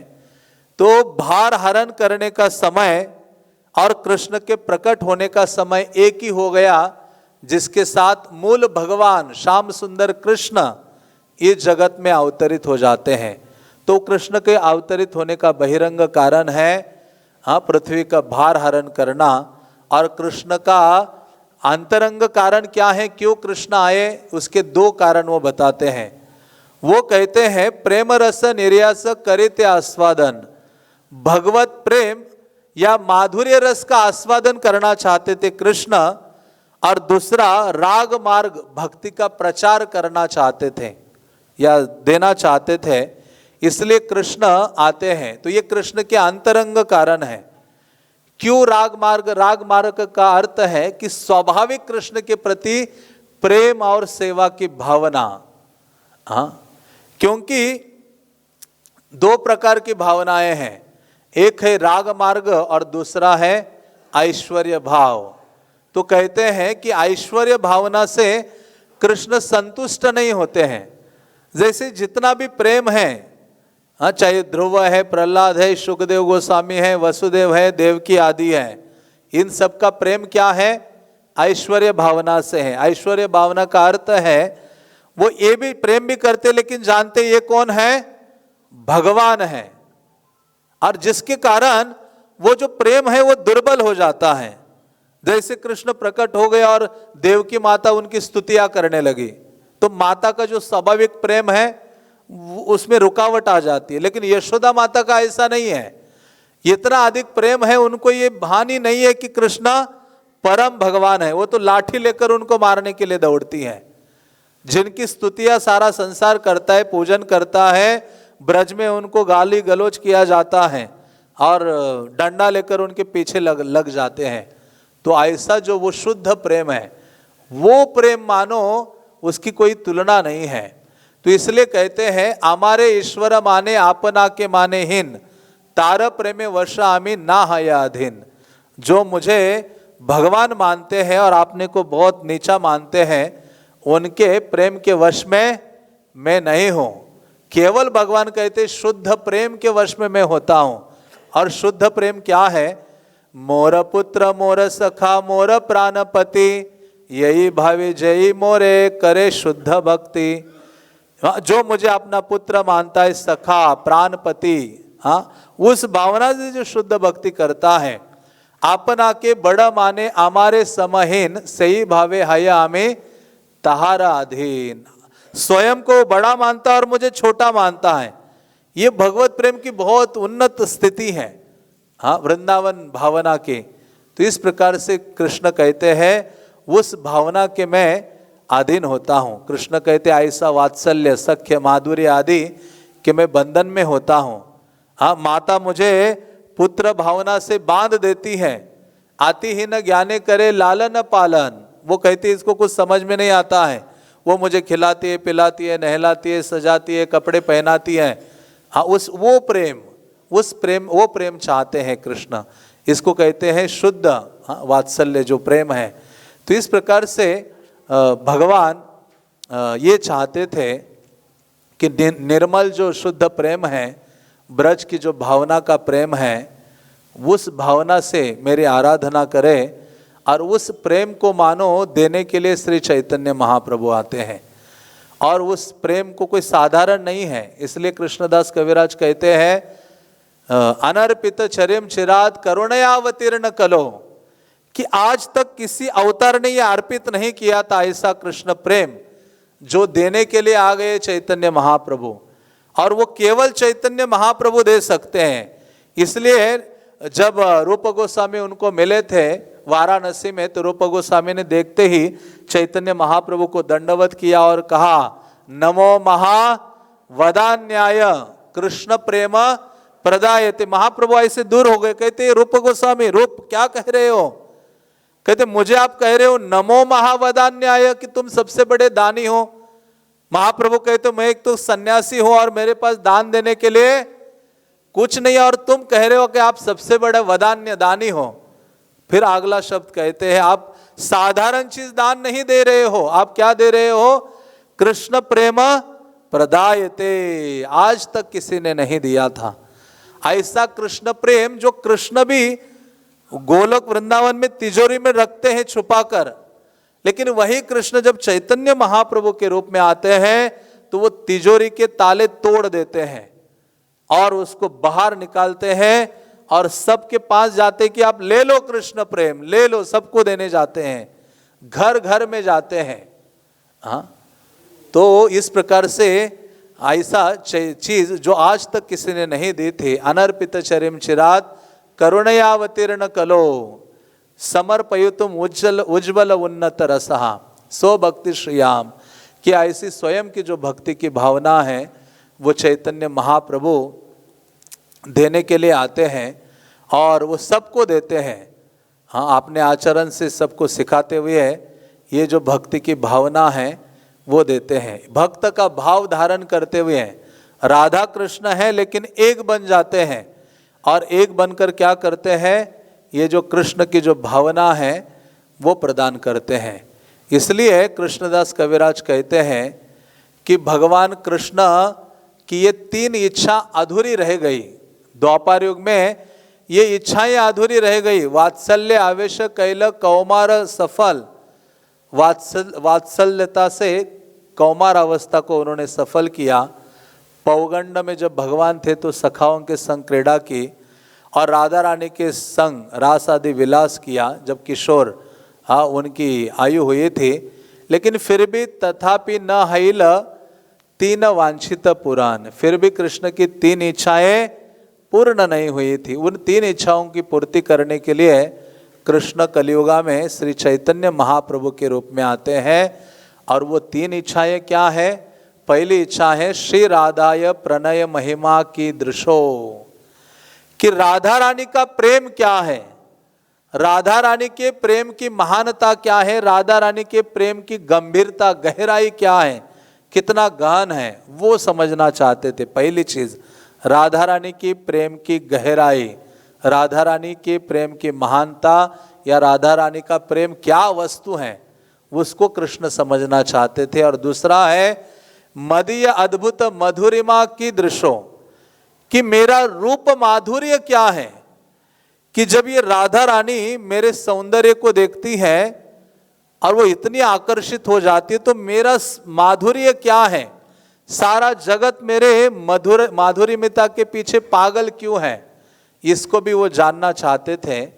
और तीसरी चीज क्या है, सौख्यम चाश्य मधुन भवात की दृश्य हो, कि राधा रानी मेरा सौंदर्य को देखकर क्या आनंद अनुभव करती है, क्या आस्वादन करती है, वही मैं भी आस्वादन करना चाहता हूं। ये चीज मानो कृष्ण अनुभव करना चाहते थे। कहने का तात्पर्य है कि भक्त को गोविंद गोविंद कहकर पुकार करके जो सुख मिलता है वो सुख कौन अनुभव करना चाहते थे? कृष्ण अनुभव करना चाहते थे। जैसे एक चीनी है और चीनी एक जगह है, चीनी का ढेर है और एक चींटी बार बार आती है, खाती है, जाती है, आती है, तो ये चीनी सोचेगी मुझ में क्या इतनी चीज़ है, ये चींटी बार बार आती है और इतना आनंदित होकर जाती है। हाँ, तो किसको पूछे? वो चींटी को ही पूछे कि उसमें कितनी मिठास है। और चीनी को अपनी मिठास का अनुभव करना होगा तो उसको क्या बनना पड़ेगा? चींटी बनना पड़ेगा। तो उसी प्रकार से कृष्ण के भक्ति में कितना आनंद अनुभव है उसको जानना होगा।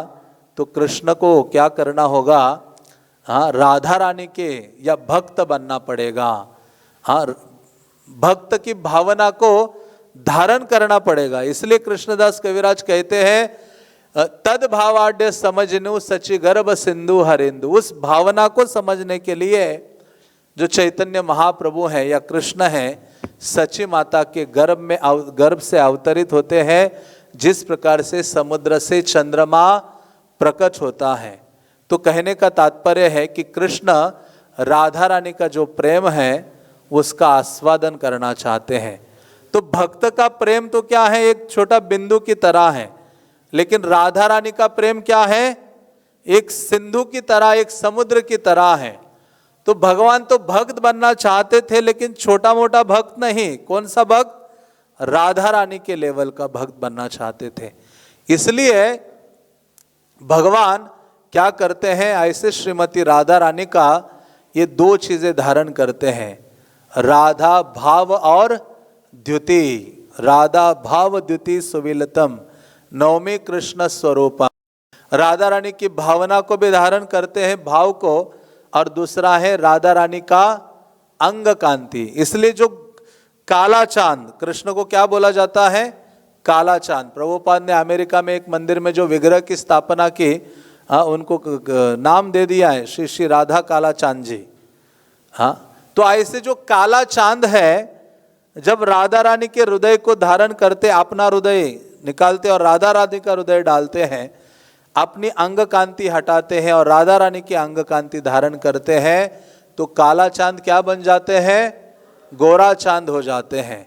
तो इस प्रकार से चैतन्य महाप्रभु इस भावना को धारण करते हैं और चैतन्य महाप्रभु स्वीकार करते हैं राधा रानी का जो भाव है, राधा रानी का जो मूड है। क्योंकि भगवान के जो भक्त हैं वो अत्यधिक आनंद की अनुभूति करते हैं, क्योंकि राधा रानी का प्रेम ये बहुत गहन है, जिसको समझने के लिए कृष्ण बारंबार सोचते हैं। कृष्ण कहते हैं कि मैं सारे रसों का मूल कारण हूँ, मैं पूर्णानंदमय हूँ। हाँ, परम आध्यात्मिक सत्य के रूप में मुझे स्वीकारा जाता है, लेकिन राधा रानी का जो प्रेम है वो भी मुझे ऐसे उन्मत्त करता है। हाँ, मैं राधा रानी के प्रेम की शक्ति को नहीं जानता हूँ। राधा रानी का प्रेम जो है वो गुरु है और मैं क्या हूँ? उसका शिष्य हूँ। राधा रानी का प्रेम मुझे नचाता है। हाँ, क्योंकि राधा रानी जब मुझसे प्रीति करती है, सेवा करती है, तो मुझसे अधिक अपेक्षा, करोड़ा गुण अधिक अपेक्षा वो प्रेम का आस्वादन करती हैं। तो इस प्रकार से कई चीज़ें कृष्ण इस प्रकार से सोचते हैं और वो सोचते हैं कि मुझे राधा रानी का स्थान स्वीकार करना है। कब मैं राधा रानी का स्थान ग्रहण करूं? हाँ, ये इच्छा उनके हृदय में बढ़ी। और दूसरी जो इच्छा थी, सो माधुर्य, अपना सौंदर्य। इतने अधिक कृष्ण सुंदरतम है, मधुर है, इतने मिठास हैं कि कृष्ण सोचते हैं कि मेरी मधुरता, सुंदरता क्या है वो भी मैं जानना चाहता हूँ, जिसको देखकर राधा रानी आनंदित होती हैं। कृष्ण कितने सुंदर है, कृष्ण भी अपने सुंदरता से स्वयं की ओर आकृष्ट हो जाते हैं। एक बार द्वारका में कृष्ण बाहर निकले और खम्भे के नजदीक से जा रहे थे, तो देखा ऐसे अचानक, तो जैसे देखा वो खुद ही दिखाई दिए उस खम्भे में, और वहां देखकर कृष्ण ऐसे जोर से चिल्लाए, क्वा चमत्कारिक पुरुषः। अरे मैंने कौन से चमत्कारिक पुरुष को देखा सामने, ये इतना सुंदर कौन है? बाद में कृष्ण को पता चला ये सामने खम्भे में दिख रहा है वो कौन है? मैं खुद ही हूं। तो इस प्रकार से कई सारा वर्णन है। तो ये भी लालसा कृष्ण के हृदय में थी। कृष्ण कहते हैं मैं इतना सुंदर हूं, कृष्ण आदि नर नारी करे चंचल। कृष्णदास कविराज कहते हैं कृष्ण की सुंदरता इतनी है कि कृष्ण भी चंचल हो जाते अपने सौंदर्य को देखकर।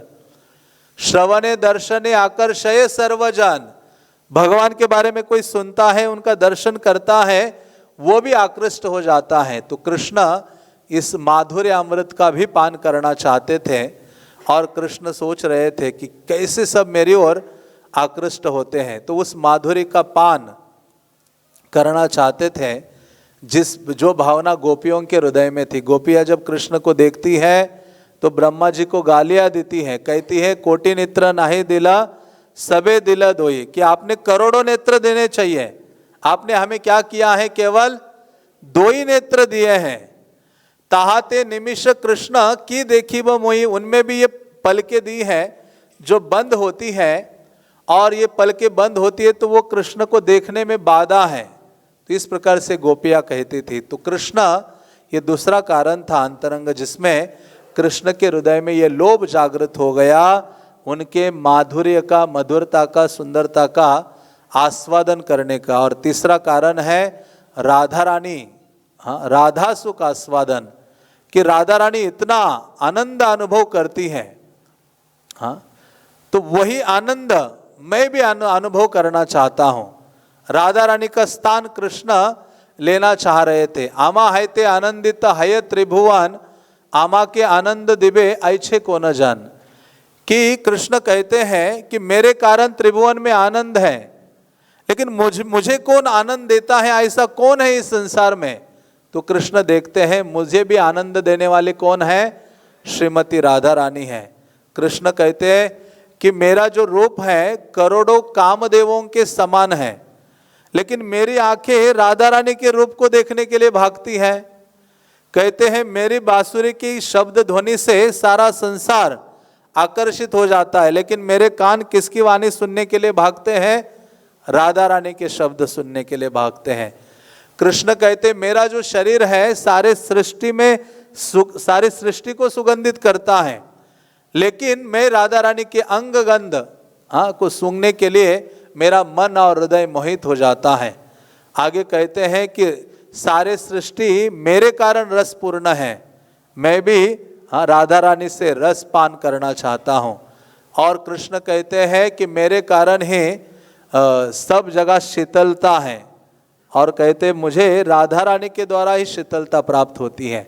इसलिए प्रभुपाद कहा करते थे कृष्ण का एक नाम मदन मोहन है और राधा रानी का नाम क्या है, मदन मोहन मोहिनी। इसलिए वो कृष्णदास कविराज ने कहा राधिकार भाव कांति अंगीकार विनय, तीन सुख कबू न है आस्वादने। तो चैतन्य कृष्ण ने फाइनली ये सोचा कि मुझे राधा रानी का भाव और अंग कांति आदि को धारण करना होगा, और तभी मैं क्या हो जाऊंगा, अपनी जो इच्छा है उसकी पूर्ति कर पाऊंगा। इसलिए जो कृष्ण है राधा रानी की अंग कांति आदि धारण करते हैं, और वो कृष्ण राधा रानी का भाव स्वीकार करते हैं और चैतन्य महाप्रभु के रूप में प्रकट होते हैं। बल्कि और एक चीज़ कही गई है कि एक बार कृष्ण जो है बैठे थे और वो स्वयं में अपूर्णता महसूस कर रहे थे, तो वो सोच रहे थे कुछ तो मुझ में कमी है। तो उन्होंने सारे वेदों को, उपनिषदों को, सबको बुलाया, सारे खड़े हो गए पुराण आदि, और उन सबको कहा कि आप बताओ मुझ में क्या कमी है। अभी वेद उपनिषद पुराण आदि की हिम्मत है कि कृष्ण को बोलेंगे कि आप में ये कमी है, वो कमी है।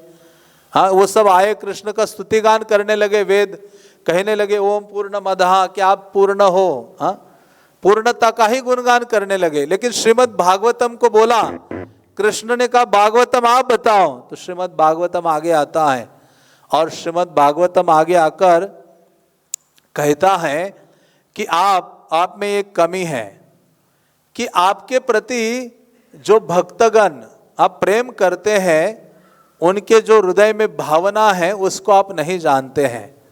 ये आपके अंदर एक कमी है। आप अपने भक्तों के हृदय को मानो नहीं जानते हो, प्रेम की भावना को नहीं जानते हो, और वो आपको जानना होगा तो क्या करना होगा, आपको आपके भक्तों के चरण धूलि से अभिषेक करना होगा, भागवतम ने कहा। तो कृष्ण कहते हैं कौन सा ऐसा भक्त है जिनके चरण धूलि से मैं अभिषेक करूं। श्रीमद् भागवतम कहता है तप्त कांचना गौरांगी। हाँ, आप क्या करो, राधा रानी के चरण धूलि से अपना अभिषेक करो। इसलिए तो कृष्ण हाँ उनकी चरण धूलि मांगते हैं, देहि पद पल्लवम उदारम, कि हे राधा रानी आपके चरण कमल आप मेरे माथे में रखिए। तो ये भागवतम उनको बताता है। इसी कारण से कृष्ण क्या हो जाते हैं, कलियुगा में सुवर्ण वर्ण धारण करके प्रकट हो जाते हैं। हाँ, क्योंकि कलियुगा में सारे लोग सोने के पीछे हैं, गोल्ड। तो भगवान भी सोचते हैं कि मैं गोल्डन अवतार के रूप में आता हूँ, हाँ मेरी ओर आकर्षित हो जाएंगे उस कारण से। तो इस प्रकार से चैतन्य महाप्रभु का ये विशेष विशेष प्राकट्य है, अवतार है, जो प्रकट होता है सभी जीवों का उद्धार करने के लिए। और चैतन्य चरितामृत में आगे ये भी कहा गया है कि भगवान के बाह्य कारणों में 3 कारण हैं। एक है कि भगवान सबको हरिनाम प्रदान करना चाह रहे थे, और दूसरा है उन्नत उज्जवल रस को देना चाह रहे थे, और अद्वैत आचार्य की जो पुकार थी जिसके कारण भगवान इस जगत में प्रकट होने के लिए तत्पर हो रहे थे। तो ऐसे चैतन्य महाप्रभु के प्राकट्य के कई सारे कारण शास्त्रों में वर्णित किए गए हैं। और कहा गया है कि चैतन्य महाप्रभु ये परम कृपामय है। हाँ, कृष्ण या कृष्ण के धाम को कहा जाता है माधुर्य धाम, और चैतन्य महाप्रभु के धाम को क्या कहा जाता है, औदार्य धाम। तो उसी प्रकार से कृष्ण प्रेम पुरुषोत्तम है, भगवान राम मर्यादा पुरुषोत्तम है, चैतन्य महाप्रभु हाँ कृष्ण लीला पुरुषोत्तम है, और चैतन्य महाप्रभु है प्रेम पुरुषोत्तम। हाँ, पात्रा पात्र विचार नाही, नाही स्थाना स्थान। चैतन्य महाप्रभु इतने दयालु हैं कि वो पात्र अपात्र आदि का ध्यान नहीं रखते हैं, जो भी उन्हें मिले उसको कृष्ण प्रेम प्रदान करते हैं। एक बार चैतन्य महाप्रभु जा रहे थे और एक धोबी को देखा। महाप्रभु हरि बोल करते हुए कीर्तन करते हुए जा रहे थे। उस धोबी को कहा, अरे धोबी तुम भी हरि बोल करो, कृष्ण नाम लो। धोबी कहता है मैं ये हरि बोल करते रहूंगा, कृष्ण नाम लूंगा तो कपड़े कौन धोएगा। चैतन्य महाप्रभु कहते मैं तुम्हें और तुम्हारे कपड़ों को भी धोऊंगा, लेकिन तुम क्या करो, हरे कृष्णा कृष्णा कृष्णा हरे हरे, हरे राम राम राम हरे हरे। तो चैतन्य महाप्रभु आए हैं हमारे गंदे कपड़ों को धोने के लिए भी और हमें भी धोने के लिए, अंदर से भी और बाहर से, दोनों ओर से चैतन्य महाप्रभु धुलाई करने के लिए आए हैं। तो इस प्रकार से चैतन्य महाप्रभु ने जब उस धोबी को कहा, हाँ धोबी तुरंत तत्पर हो गया और कृष्ण कृष्ण कहने लगा। और महाप्रभु चले भी गए तो भी उसका नाम रुक नहीं रहा था। मतलब चैतन्य महाप्रभु की कृपा इतनी अधिक है, इतनी पावरफुल है कि जब उसका पुत्र और आ जाता है और वो अपने पिता से वहां मिलता है तो उसका स्पर्श करने मात्र से वो भी कीर्तन करने लगता है। उन दोनों का भोजन लेकर उनकी पत्नी पहुंच जाती है और केवल अपने पति को कभी देखा नहीं कृष्ण कृष्ण कहते हुए, नाचते हुए, गाते हुए, और जब देखा तो वो भी कृष्ण कीर्तन करने लगती हैं। तो कहने का तात्पर्य है कि चैतन्य महाप्रभु की कृपा इतनी असीम है कि जो भी व्यक्ति चैतन्य महाप्रभु को देखा है और वो अपने गांव गया है, जैसे दक्षिण भारत की लीलाओं में आता है महाप्रभु को जब किसी ने देखा वो अपने गांव में चला गया और उसको गांव वालों ने देखा, वो सारा गांव भक्त बन गया। उस गांव से कोई एक व्यक्ति दूसरे गांव गया, वहां सारे गांव के लोगों ने देखा तो वो तीसरा गांव भी भक्त बन गया। इस प्रकार से चैतन्य महाप्रभु की कृपा इतनी असीम है कि जो भी व्यक्ति चैतन्य महाप्रभु का दर्शन भी कर लेता है तो वो क्या करता है, कृष्ण प्रेम को प्राप्त करता है। तो इसलिए कहा गया है कि ऐसे चैतन्य महाप्रभु की दिव्य लीलाएं हैं जिनको सुनने का प्रयास करना चाहिए, पढ़ने का प्रयास करना चाहिए और चर्चा करना चाहिए। ऐसे कहा गया है जो व्यक्ति कृपामय चैतन्य महाप्रभु का भजन नहीं करता वो उत्तम होकर भी उसकी गणना आसुरों में की जाती है। वो आसुर है जो चैतन्य महाप्रभु की कृपा को स्वीकारता नहीं है। इसलिए श्रीमद् भागवतम में कहा गया है, कृष्ण वर्णम त्विषा कृष्ण सांगोपांगार्ष पार्षदम यज्ञ संकीर्तन प्राये यजंती ही सुमेधसा। सुमेधसा, एक होते हैं मेधसा और दूसरा है सुमेधसा। जो बहुत अत्यधिक बुद्धिमान लोग होंगे ना, वो इस युग में चैतन्य महाप्रभु का भजन करेंगे, चैतन्य महाप्रभु को स्वीकारेंगे, जो सरलतम और कृपामय अवतार हैं, और उनके गुणों का गान करेंगे और उनके गुणों को सुनेंगे। इसलिए जब नवद्वीप में एक बार सूत गोस्वामी गौर भागवत की कथा करने वाले थे, तो उस समय शिवजी को भी पता चला कि अभी गौर कथा होने वाली है गौर भागवत की। तो शिवजी ने कहा मुझे जल्दी पहुंचना चाहिए। तो शिवजी, जैसे हम प्रवचन में अंत में पहुंचते हैं, लेकिन शिवजी सोचते मुझे सबसे पहले पहुंचना है। तो शिवजी ने देखा कि अरे मेरा नंदी बैल ये तो धीरे धीरे जाएगा, प्रसादम में ही पहुंचेगा सीधा, हाँ कथा के पहले ही पहुंचना चाहिए। तो देखा ब्रह्मा जी का हंस वाहन वहां खड़ा था। ब्रह्मा जी को पूछा भी नहीं, शिवजी ने उस हंस को ले लिया। हंस वाहन को लेकर कहाँ पहुंच गए? नवद्वीप में पहुंच गए, जहां सूत गोस्वामी कथा कर रहे थे। कहने का तात्पर्य है, शिवजी के हृदय में भी गौरांग महाप्रभु के गुणों को सुनने के लिए इतनी तीव्र लालसा है। इसलिए कहा गया है, सुनिले चैतन्य कथा भक्ति फल धरे। जब चैतन्य की कथा को सुनोगे तो भक्ति का फल आप हृदय में प्राप्त करोगे। जन्मे जन्मे चैतन्य रस संग अवतरे। कहते चैतन्य महाप्रभु की कथा सुनने का दो लाभ है।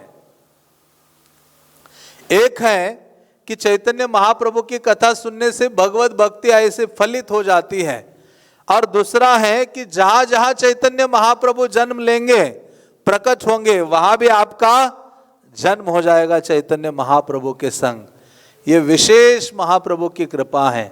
जन्मे जन्मे चैतन्य रस संगे अवतरे। इसलिए कहा गया है, आद्यापीय सही लीला करे गौर राय, कोन कोन भाग्यवान देखी बारे पाए। आज भी नवद्वीप मायापुर में व्यक्ति जाता है तो चैतन्य महाप्रभु को देख सकता है, उनकी लीलाओं को देख सकता है, लेकिन वो केवल भाग्यवान व्यक्ति ही उनको देख पाता है। तो ऐसे चैतन्य महाप्रभु दयावान है, उनका धाम भी अत्यधिक दयाशील है। यही कृष्ण चैतन्य बनते हैं, उसी प्रकार से यही वृंदावन क्या हो जाता है? नवद्वीप मायापुर हो जाता है। वो औदार्य धाम है, ये माधुर्य धाम है।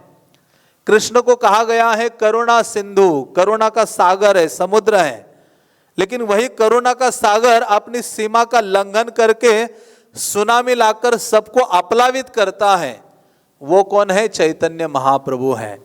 मतलब करुणा जब बाहर निकल जाती है, हाँ, उसको चैतन्य महाप्रभु कहा जाता है। कृष्ण करुणा के सागर है, लेकिन कृष्ण कहते आप मेरे पास आ जाओ, मेरी शरण ग्रहण करो, तब करुणा करूंगा। लेकिन चैतन्य महाप्रभु कहते जाए वहां ही रहो, मैं आता हूं तुम्हारे पास, वहां लाकर क्या कर दूंगा? तुम्हें कृष्ण प्रेम में डुबो दूंगा। तो ये चैतन्य महाप्रभु है। तो इस प्रकार से चैतन्य महाप्रभु की विशेष कीर्तन है। सुनिले चैतन्य कथा जार हय सुख, से अवश्य देखी बेक चैतन्य श्रीमुख। वो कहते हैं जो व्यक्ति चैतन्य की कथाओं को सुनकर सुखी होता है, आनंद की अनुभूति करता है, से अवश्य देखी बे चैतन्य श्रीमुख। वो निश्चित रूप से अपने जीवन में या जीवन के अंत में किसका दर्शन करेगा? चैतन्य महाप्रभु के मुख कमल का। श्री चैतन्य लीला ये अमृत तेरे सिंधु, त्रिजगते बासाये ते जार एक बिंदु। तो चैतन्य महाप्रभु की जो लीलाएं हैं वो अमृत का सागर है, और वो सागर का एक बूंद भी हमें मिले, थोड़ा सा अनुराग आ जाए हमारे हृदय में महाप्रभु के लीला चरित्र के लिए, तो भी हम क्या हो जाएंगे? शुद्ध हो जाएंगे और हमारा उद्धार निश्चित हो जाएगा। इसलिए ये बहुत आवश्यक है कि महाप्रभु के लीला तत्व को सुने, बारंबार सुने। चैतन्य चरितामृत में एक सुंदर श्लोक है जिसमें कहते हैं, चैतन्य चरितामृत नित्य कर पान, जहाँ है ते प्रेमानंद भक्ति तत्व ज्ञान। वो कहते हैं कि महाप्रभु का जो चरित्र है नित्य रूप से उसका पान कीजिए, जिसके द्वारा आप समझ सकते हैं भगवत भक्ति के तत्व को। तो ऐसा महाप्रभु का सुंदरतम चरित्र है। कल से हम चैतन्य महाप्रभु की जो कई सारी लीलाएं हैं, उनका प्राकट्य आदि हैं, उन लीलाओं की चर्चा करेंगे और 2 दिन महाप्रभु का सुंदरतम चरित्र श्रवण करने का प्रयास करेंगे। हरे कृष्णा कृष्णा कृष्णा हरे हरे, हरे राम राम राम हरे हरे। श्री चैतन्य महाप्रभु के, गौर पूर्णिमा महामहोत्सव के, नवद्वीप मायापुर धाम के, श्रील प्रभुपाद के, निताई गौर प्रेमानंदे।